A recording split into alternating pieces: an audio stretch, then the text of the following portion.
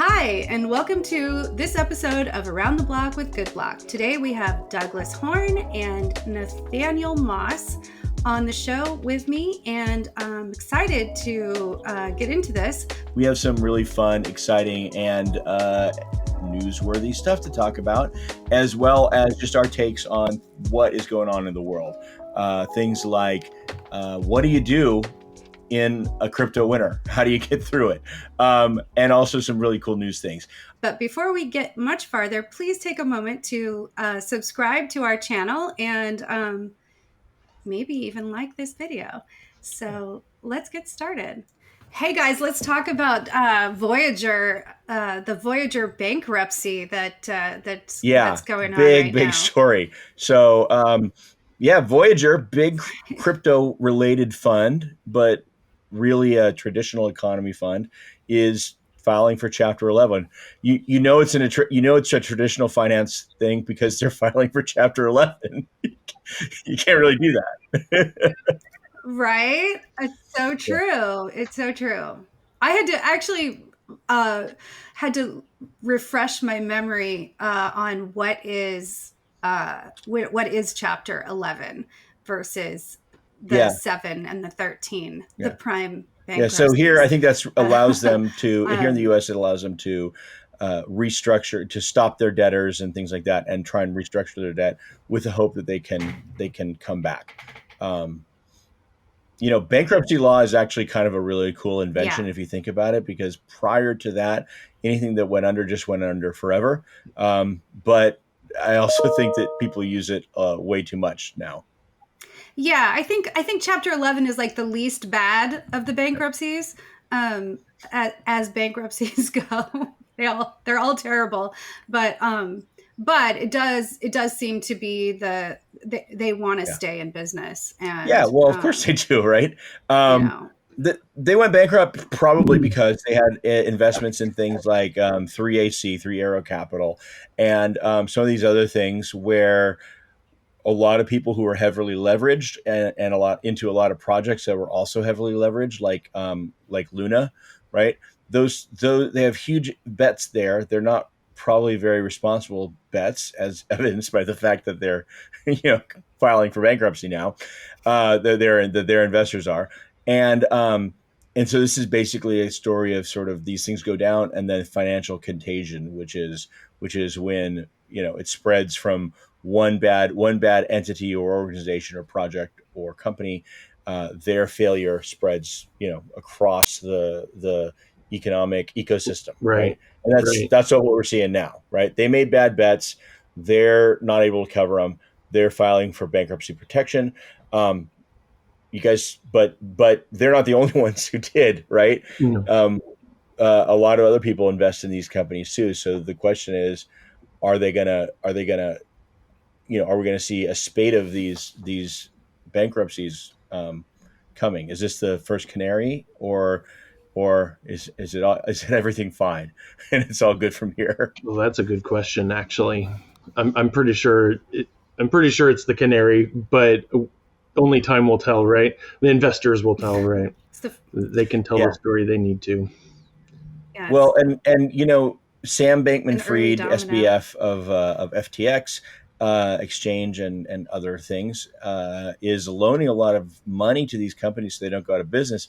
But there were some recent financial disclosures that make it look like he's basically loaning money to things that he's already an investor in.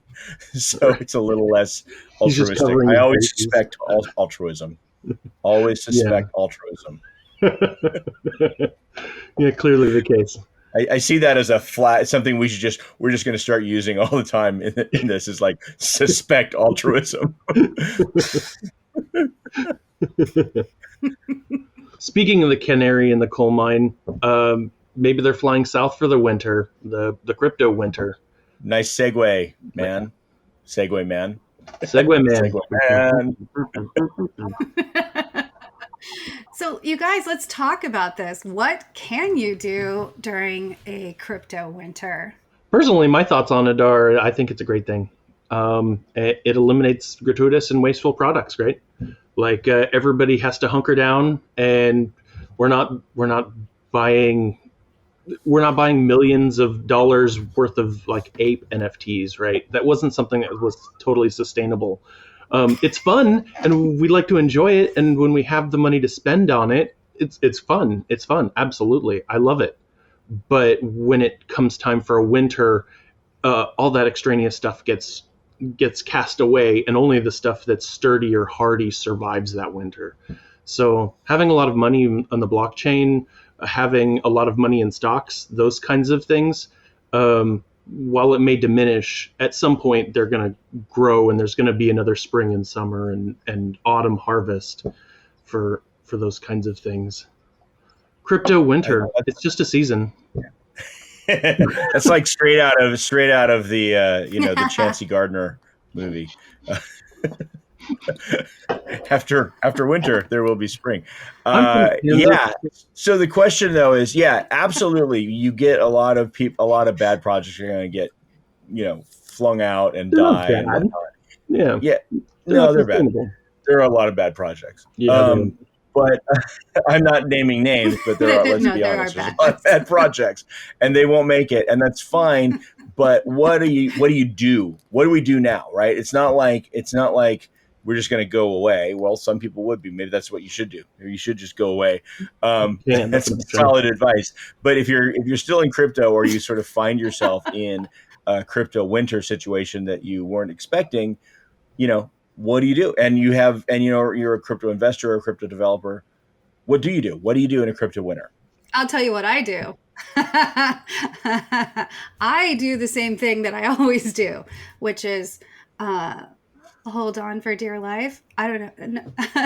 I actually do. I'm a holder. I don't. I'm not a speculator. So for me, I just go, yeah, I don't really pay that much attention to the price of things. I only pick projects that I really believe in, that I understand.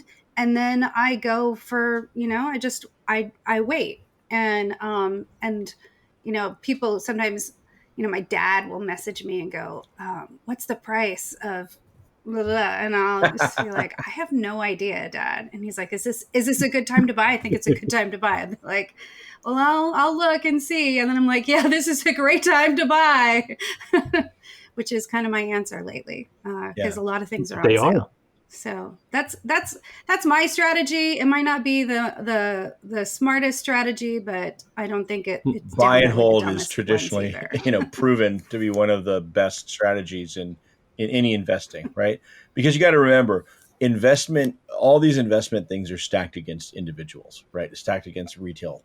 So if you are following trends and whatnot, then you will lose compared to the people with better information, better information, which also is, AI, they can make faster decisions. They're got computers doing it. They're not making emotional decisions, but also just they're like, a lot of people have better information because they know what they're going to do, and they're whales. And so they can manipulate the market. And all that happens in every market, but especially in crypto markets. So buy and hold is great because each time you swap around, you are falling victim to the risk of, buy high, sell low. But if you just hold on to it for a long time, you gain the value of the overall trend, which everything goes up, right? The dollar cost average. Yep.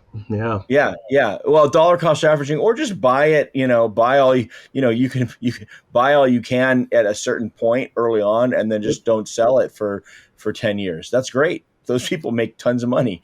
There's a name for that kind of investor that's called successful, so there's nothing wrong with that. Not financial advice. No. But seriously, what else can people do who are not who are? I know what our friend Leah would say. She'd say get involved, invest your time, invest yourself, find what you like. Even if you don't have money to invest right now, you can invest your time. I mean, that's how Telos came about. That's how, and people still do that. And I think there's a lot of people who are involved, who are, who are growing in their crypto careers by being involved, with Telos. And that goes for, and that I just mentioned that because it's the project obviously I know best, but that could be any project or any, a small project on Telos, a project completely unrelated to Telos, a project, anything out there. It's a great time to educate yourself more. It's a great time to get involved. But then there are financial ways that people make money, right? If things are consistently going down, smart traders, not including me, can make money off that, right? It's just like flipped it upside down through shorting and things like that. Right, I just don't waste my time on that. Yeah. Nathaniel, you've been through a few crypto winners. Yeah, too, I don't a few, yes. Yeah, I've been investing since I'm 18, just been growing and growing. But yeah, I've been through a few crypto winters, and I basically stopped learning to look at the daily and stopped learning to look at the season, and just like plan for years or my entire life for like generational wealth stuff, right? What's going to last more than a few days? Look at hardy projects, especially during a crypto winter. You want to look at what you've got, and if it's down, if it's terrible, that's what you have right now. So you better be sure that what you have is something that's going to grow once the spring or, the spring comes back. And when people really start investing, or when the project becomes necessary or useful in some way, right? So all these unuseful projects are going to die in the winter. It's just how, everything does that.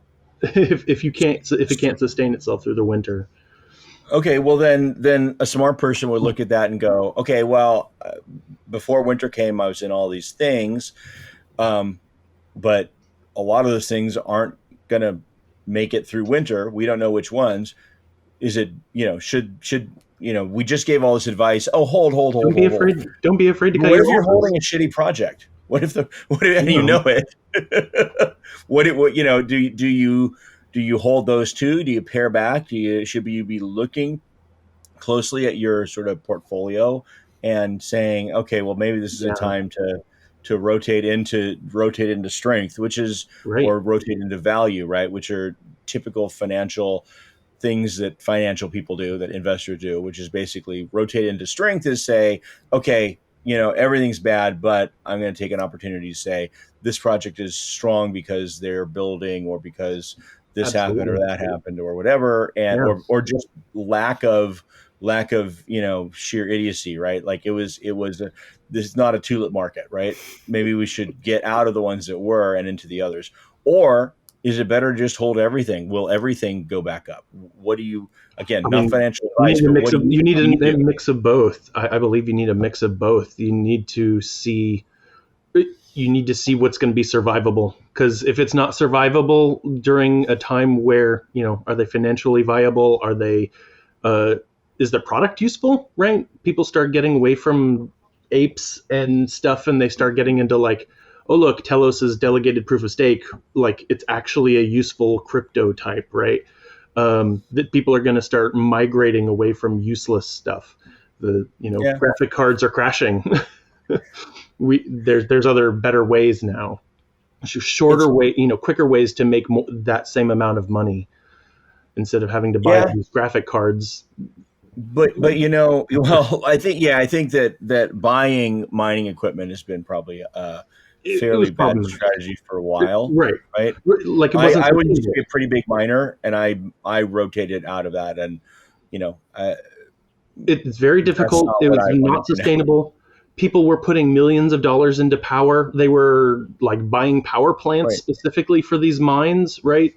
Multiple, and all of them have fallen because it wasn't something that was sustainable. Well, not all of them. I don't claim to say all. Mining is a thing where you get where economies of scale really help you, right? And so that's another thing where it's kind of stacked against the individual.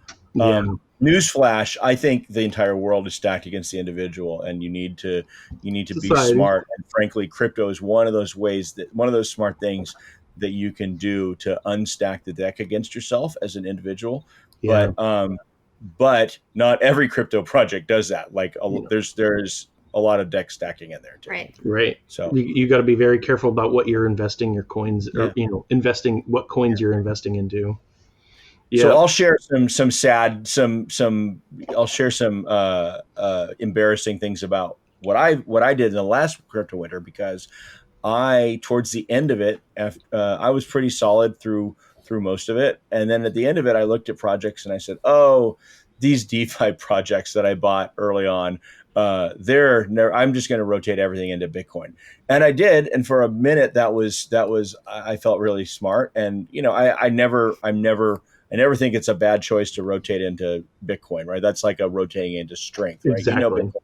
Bitcoin's going to make it through. Whether what your percentages are going to be, you don't know, but that Bitcoin is going to be around on the other side of every crypto winter at some place. So it's not a bad strategy. But then, 3 months later, all those things that I rotated out of, having held for years and years, having held from like 2017, most of those things really popped and went crazy, and I missed out on that. You take your chances. So do that's one of those things about, what did I do wrong, if anything? I took projects that seemed like they were really going to do well, like OpenSea and Kyber Network and things like that, and I'm like, oh yeah, these are really good, solid.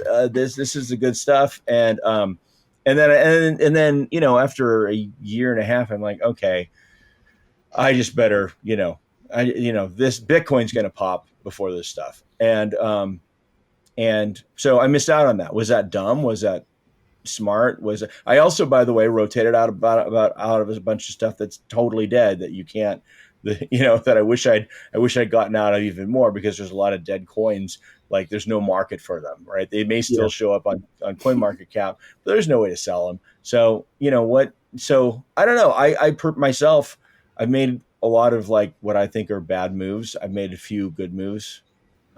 You're always going to have a surplus, right? So those things that you invested in aren't necessarily like, you can count them as losses if you want to, but they're actually your investments that you actually made, right? So regardless of whether you should have sold them or you should have held them, you spent money to invest in those things, and it's your choice ultimately when you want to pull out of those, if you ever do. But if you don't and you hold on to those things, then you still have them. Like, it's still a product that you own. Yeah.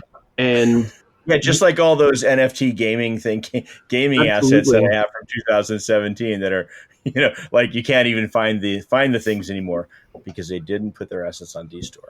And I think that if you did the research at that time and you decided that you needed to pull out, regardless of whether it made money or not, like, that was your research. If you find that you were wrong in that research, then adjust in the future, right? Yeah. So I think my takeaway personally was I did a lot more research in 2017 on things I got into, and I didn't do enough research in, a year and a half, in 2019 or 2020 or whatever that was, when I got out. Like, I just didn't. I'm like, well, I'm busy, I'm sure, and that's probably the lesson I'll take away from it, is I believed in these things once. Let me see, the world has changed a lot, but I didn't do the level of research that I probably should have done. And I probably would have done that, my own flight to strength, right? I would have said, okay, well, these things are crap and these things are going to go in my assessment. So just be more patient, right? So I got impatient and I didn't research enough. That's probably why, I deserved what I got. And, but it wasn't the end of the world. It's still good to rotate into Bitcoin or other projects that you think are strong. Lately, I've personally been rotating into Telos, because I don't have to do outside research on that. I know that I know it's strong, and I know it's happening. I don't have any special understanding, but I follow it every day. I think that's a really good takeaway for anyone, is even if you do your research and then you get into a project, you should, before you make any changes, I think it's a really good idea to continue to follow that project. And if you don't, then then before you get out of it, just see how it's doing, and do the research again. It's one of those things where, like with Telos, I was on the launch group, and I helped launch it. I was part of that, and I, like Leah says, I couldn't. I didn't have any money at that really at that time. Although, gosh, I knew I was working for Bitcoin was really low, like $3,000 or something, and people were paying me to work for Bitcoin. I'm like, how much Bitcoin did I sell during that time? Anyway, side note, I don't want to think about that, but I believed in the project, and so I put my time into it, and that was how I was able to earn some Telos in that process.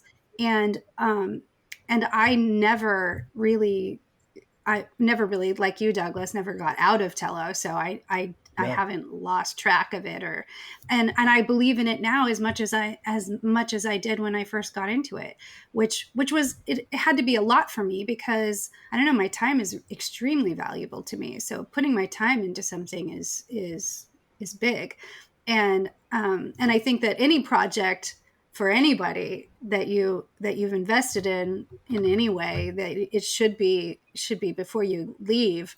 I mean, maybe and you're like, I got to get out of this because this is messed up or whatever. But do the research, and I think that's a great takeaway. Well, and like you were saying, time is all of our most finite resource, right? No matter how much money you have, no matter or don't have or whatever, time is still your finite resource, because there's nothing you can do ever to get it back, right?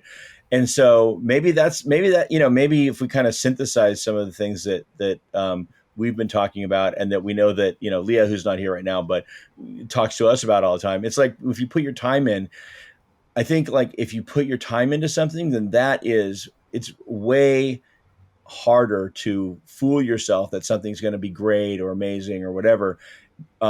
It's way easier to do that if you're just putting money in, just money. But it's, if you're having to put your time in, that's where you really sort of like start cutting things that you do not believe in. And so that's another thing. Like, if you really believe in something, you'll probably be active in their Telegram groups or wherever they communicate. You're probably going to be engaged. If you're engaged in something, it's probably a better thing to be. It's probably a better thing to stay involved in on a financial basis, because you're kind of building the whole time. You know what's going on. You have that knowledge, and it's something you're passionate about. And probably most things you're passionate about are going to outpace things that you just invest in because you think that they're going to go up. Number will go up. So, and those things are even heightened. Those things are even heightened in crypto winter, right? So, like, the people you're working with are gonna huddle down with you in the same areas, like in your Telegram groups or your Discord groups. They're going to be wanting to communicate and work too, because they want that value to go back up. They're going to work towards that. Yeah.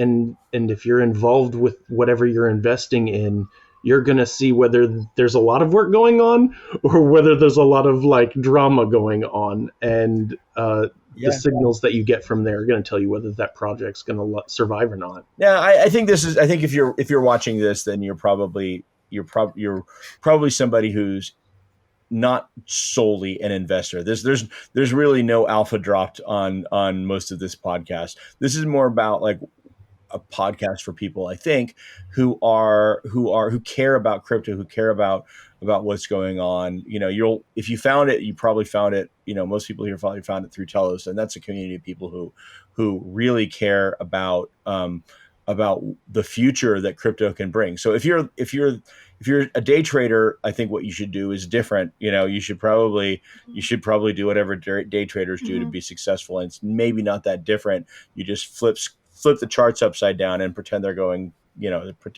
up, but short or whatever, however you want to do it. There's plenty of ways to do that now. There weren't in 2017. There were way fewer, but now you can do that. You can use, ETFs. I'd say if you are going to short, don't necessarily short the whole stock. Just buy an ETF that shorts it, because then you don't risk getting liquidated. That's something to look into, to research. I don't short almost anything, but it's a because negative outlook on future. Yeah.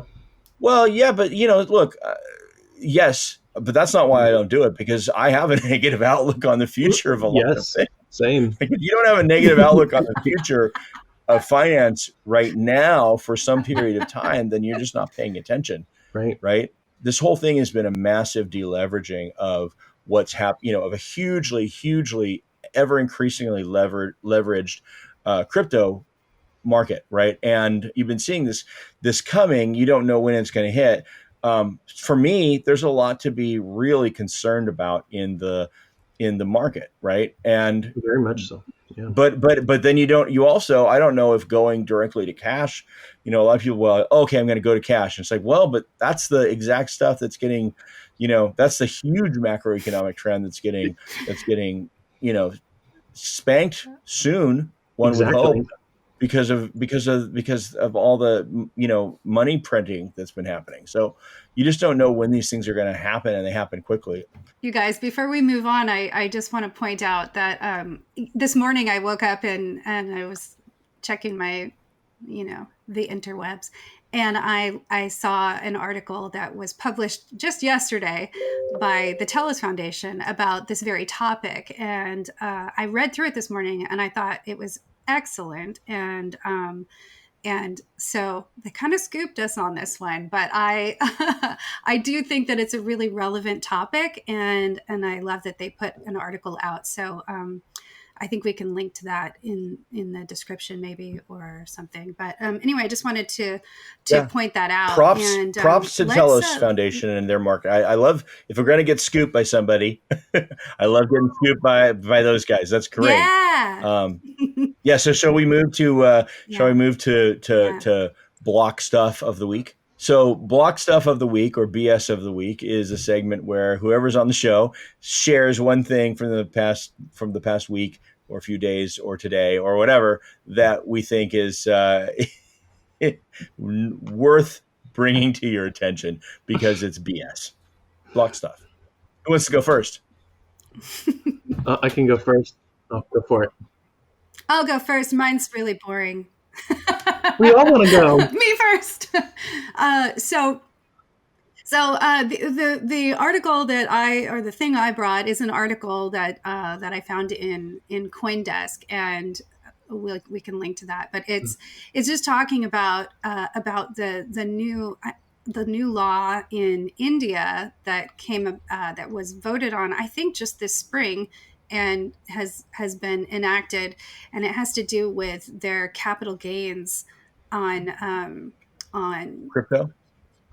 crypto transactions. And it's so strict, and it's so high. They don't even have any kind of income tax that's this high. So the capital gains tax on crypto transactions is 30%. And then there's an additional 1% that you can offset that exchanges have to. And I think that's the part that just went into effect on July 1st, that exchanges have to extract from each transaction. But individuals are required to, I believe they're required to pay their tax or report, maybe it's just report, that they have these transactions within 30 days of making the transaction. So, it's very different. Maybe the structure there is different than in the US. So we just do our taxes once a year, unless you're, in a business and your quarterlies and all that stuff. But that's crazy. That's a country that just took its two most used paper bills and just said, nope, can't use them anymore. Like, that happened about 2 years ago. Yeah. There's a billion people. Right. Well, and it's a cash economy, people. Right? I wonder. They're all just trying to crap down our necks on cash and financial reporting. So to me, it looks like stocks. Like it's just looks like how when you withdraw short-term stock, right, in the US, I think right now it's 24 or 28%. 28. Yeah. And so you get slapped pretty heavily. 31% is very harsh. All right, what do you have for us, Douglas? Yeah, so yesterday I saw first on Twitter.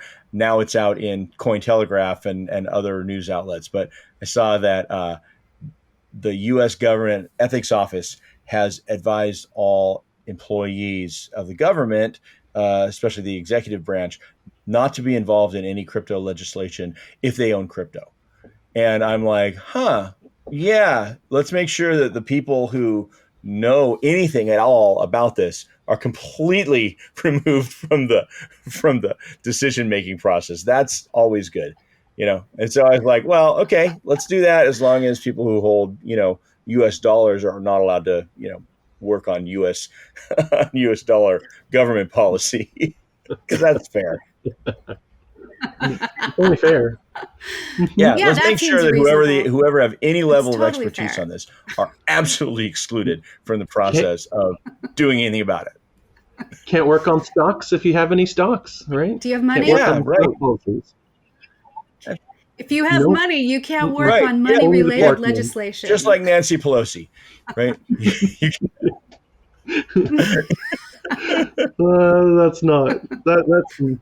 That's some block stuff. Brilliant. Yeah. That's some block stuff right there. All right. Nathaniel, what's your block stuff, man? Okay, mine actually comes from another YouTuber, and that's Sean Davis. So shout out to him. Crypto for the people! Crypto for the people, yeah, absolutely.